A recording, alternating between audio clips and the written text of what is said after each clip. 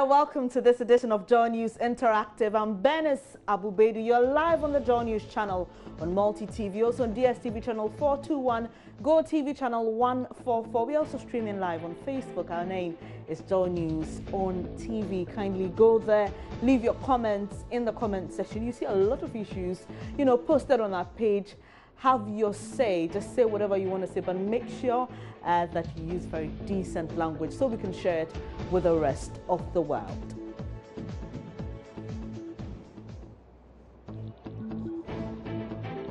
Let's start today with some politics. The Akufo-Addo-led government is about 8 months in power, and already some of his opponents are criticizing him for failing to live up to, their expectations. I'm sure, the main opposition party, the NDC, has scored him an F in almost everything he's done as president.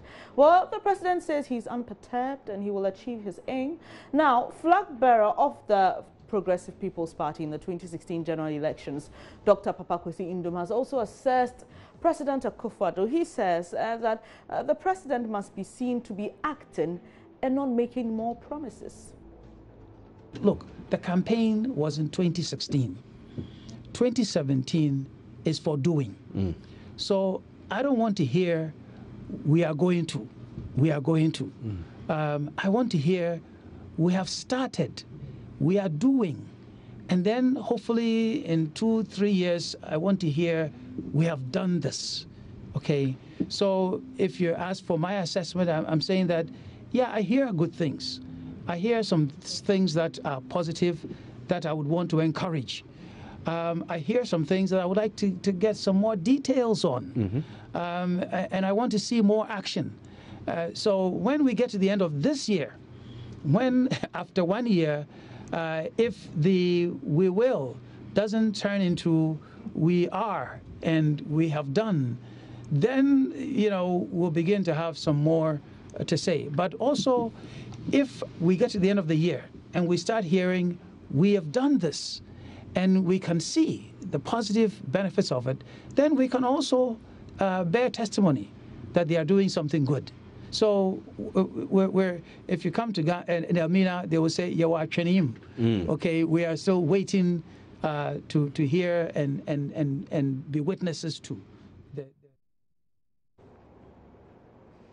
Do you agree with him? Do you have a different opinion? Well, let's get onto Facebook and pick some of your comments. Good Mr. says, on point, he promised to give jobs and ended up taking jobs from people. That's according to him. They complain about a number of ministers under President Mahama and ended up setting a world record.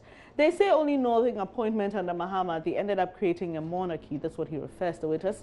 Says, I don't know what he's still promising when they always end up doing the opposite. And Khalil Maestro says, I don't know whether we are still in the election period.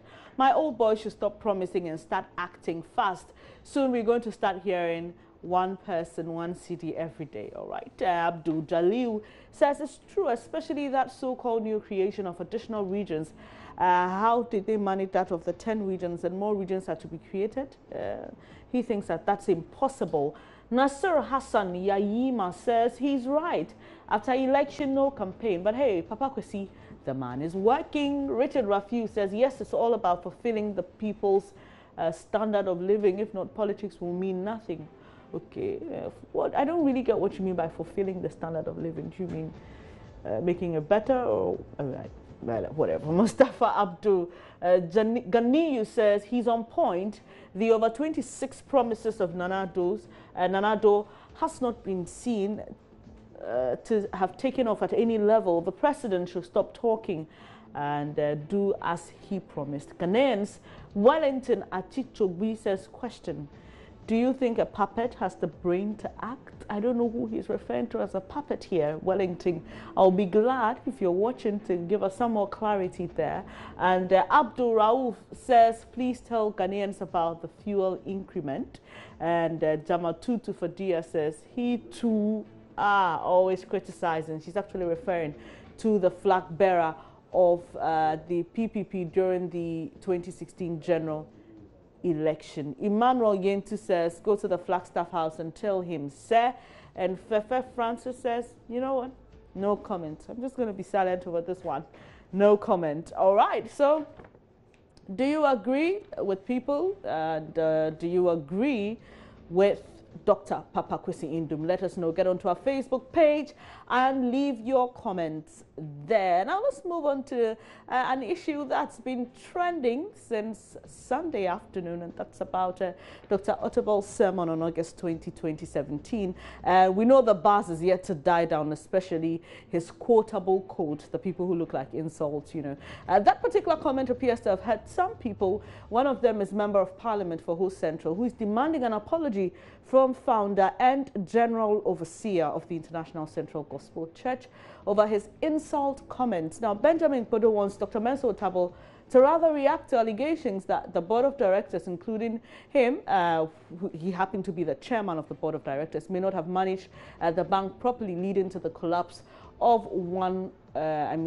of the banks, we know Capital Bank, last Monday. Well, Ugo Nwako commented on this matter sighs and says, Dr. Otabil is respected worldwide. If you don't like him again in Ghana, please, we love him and want him in Nigeria. The people who normally invite him to come and preach to us in Nigeria charge us a gate fee before we get to sit in the service. Yet you get it free of charge, okay? Luscious Ayin Zemi says, a day will come when the minority will not be taken serious in this country. Every week there's something, news conference from them. They're seriously talking with national issues, and that's what he thinks. And Seth Mensa says, why picking on this man all the time? Was he only the board member? No, he was the chairman. Why are you not talking about other board members? Was he also the managing director of this company? These attacks show how deep-seated jealousy has engulfed the Ghanaian society.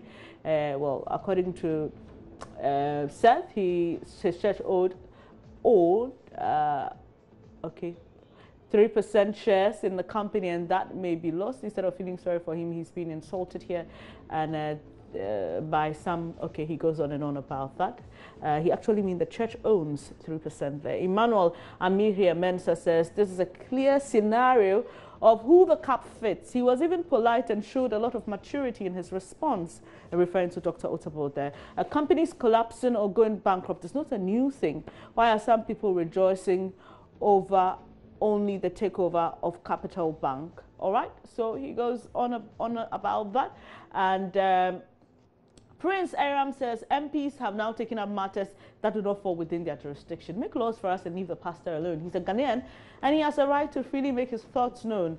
And good Mr. says Mr. Otabil is one of the pastors who deserves no respect at all. It's a shame. He will also call himself a pastor. I'm really ashamed to call myself a Christian because of pastors like him and Owusu Bempa. Now, there are 10 replies to that. Let's just check out these replies. Ooh, all right, too harsh. And Alfred Kwame says, you talk like you don't drink water. Benjamin says, take it easy, my brother. No pastor died to give you salvation. Why should you regret for being a Christian because of a pastor's involvement in political issues? And, well, good Mr. comes back with some strong language I cannot repeat here. Stan Clive says, don't apologize for anything. Once you didn't mention anyone's name, there's nothing to fear. Who the cap fits, let them wear it. Okay, and Jerry Dazi says Mr. Mensa Otabil was referring to people who insulted him. So if this man wants an apology, okay, right, he says, then he's worse than an insult. Interesting. Just people playing around with this particular quote. And Amadou Idrisu says, apologize to who? Okay, actually say when you NDC guys insulted him, downgraded him, and said all kinds of lies and fabrication against him. Okay, well, says he shouldn't apologize to them. Bismarck Edu says, Pastor Mensa Otabil only apologized after John Mahama and all his former ministers come publicly to apologize to us that indeed they were corrupt and incompetent. And Jaman says, you see how it pains when someone insults you, Mr. Honorable, who in this country, when our ex-president insulted the same people who elected him into office. Who the cap fits, let him wear it. You know, it's actually interesting because the pastor didn't refer to anyone specifically. So it's actually a surprise to many that this MP would be requiring an apology. And Wazy Brains Elikem says this man doesn't speak in Parliament when there are important things to be talked about. Is this matter important, Mr. MP? He's asking. And Ori Tete says, I've never heard this guy on any national issue, not even on the floor of parliament. Now he's found a trivial issue to attain cheap fame. All right. Michael Tremont says, apology for what? If their party has managed the economy very well, the bank wouldn't have gone into that crisis. Kojo Emisa Mensa says, this one to NDC is taking over to show Guy. Says, A, which opposition be this? So obviously you'd expect this conversation to keep going on social media. A lot of people are actually surprised by the fact that the pastor didn't mention anyone's name, yet this MP actually wants an apology. Will the apology come? We don't know. Let's see what happens in the days to come. We are taking a quick breather. We'll be back with more.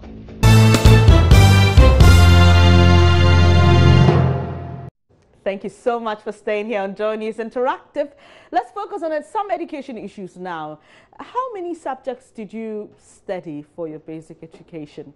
Well, some did 12, others 10. I did 10 actually, but now it's 9. Well, some people think that 9 papers, to write for your basic education certificate examination is just too much. And they are advocating for a reduction of the number of subjects studied at the basic level from 9 to 6. Now, the group making this call is called the Conference of Directors of Education Code. What do you make of this? Do you agree with them, or you think we should stick to the 9, or maybe actually increase it? What's your opinion?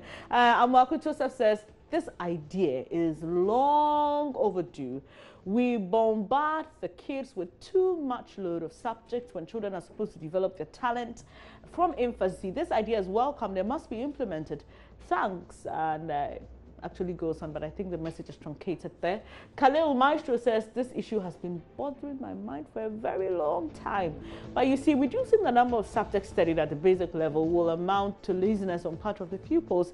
I would rather advise that the duration used in writing exams at the basic level should be extended from the traditional 5 days to 10. Okay, and Kingsley Sharon says, yes, so they're killing the young minds with excess. Let them add as they grow into levels, not expand when they go through levels. Quite interesting there. Let them add as they grow into levels, not expand when they go through levels. As I says, basic education is to help the students to discover their talent. Which ones are they going to leave? And since I did 11 subjects and it helped me a lot. 11? Okay. Godfrey Ampolsa says, please advocate for materials to carry out activities in the textbooks. The intention is to make learning lively and not something in Pluto which we've never seen. Okay, Nasir Hassan says that's a good idea. Africa is just killing its people with thousands of subjects in school, and you expect the students to perform well in school. Thinks it's that old mentality. Samuel Tuga Akampong says this is what I have been preaching about all this while.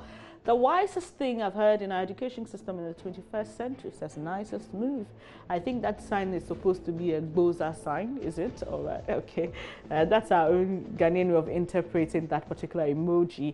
Paul Yaira Dogbo says, I support the move, but for me alone, it should even be 5. ICT, science, mathematics, English, and Ghanaian language. Okay.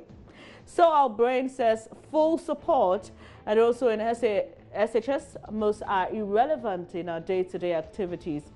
Mentions logarithm, calculus, projectiles. Okay, interesting. So let's still on basic education. You know, the West African Examination Council has released provisional results of the 2017 Basic Education Certificate Examination. Now, 1,298 candidates will, however, have to wait longer for their results amid suspicion of examination malpractices, according to a statement from WAEC. Now, these candidates were found to have cheated in the objective test section of the examination, and the item differential profile IDP software was used to detect that. Now, the withheld results will be released after investigations into the various cases of examination malpractice are concluded. 468,060 candidates sat for the examination, comprising 241,145 males and 226,906 females. Now, 1.53% increase in 2016. 3,315 of these registered candidates did not turn up for the examination at all. Now, how did you feel when you heard your PEC results? Well, I wasn't too surprised with my results. I mean, it wasn't too far from what I was doing in school. But let's get on, to your comment. Michael Aaron in Tebwa says, then there wasn't any online checking, so you had no option than to wait and get it at school. By then, the tension would have been down. Things is different now. Opoku Joseph says 2002, that's when he wrote a BEC. They told us we were going to write it again because they'd cancelled their paper due to leakage. Meanwhile, he didn't see any leakage in his village. Oh, such a sad story. You are being punished for something you didn't do. And Vindibo Evans says, there wasn't online checking at my time, so I had to wait for it to be brought to my school. There, I went for it, but there was a feeling of anxiety anyway. Baiton Wabati says, I was very happy because I knew I was going to experience secondary school life. That was in 2000. Kofi Frimpa says, I knew I would pass and was expecting nothing better than a single ticket. And it happened. 2004. Okay, mentions his school, Wajero Barracks Basic School. Lawrence Owusa said it was in 2004. He said, the way my heart skipped a beat when I heard it on the 6 a.m. news, only God knows. I'm sure he means when the news came out that the results had been released. And Faisal Abdul Raul says, it's an improvement, but seriously, a lot needs to be done from our primary schools to the tertiary level. Williams K. Campbell says, well, he wrote in 2003, I was in a hurry to see my grade because I knew what I wrote. And Ellen Clenham says, I was shivering within, but pretending to be confident in the presence of my parents. Chai, it was something. All right, so those are some of your stories you're sharing with us here on Joy News Interactive. And before we go, an Irish woman and her Egyptian husband committed suicide by drowning themselves in a swimming pool in a villa on the Red Sea coast in Egypt. That's according to some reports from Al Arabia English. Now, according to the report, the couple wanted to discover the other world and know what happens after death. True love, huh? Well, some may call it. Francis Anite says they will regret committing suicide. Those pastors preaching bliss after death must die. First, Khalil Maestro says he thinks this is not a smart move beyond a baby's imagination. Well, the angels of Cain are waiting for them from the other world. And Oxay D says, I've had the same thought several times. I wish them well on their journey. Well, they should go fast and come back to update me on what Satan himself did to them. And Kofi also thinks, this is just a clear example of mental illness. And Grace Dantoro says, amen, yes, I believe. I don't know what she believes, but Claire Nam also was asking, could this be a mental problem or what? And Law Al-Haji Razak says, risk pound. Interesting, but I know we all wonder, well, I wonder, I'm sure you do too, about what happens when we die, but to take that step to die with your spouse just to experience that, it's quite a daring one, isn't it? Anyway, take a look at our picture of the day.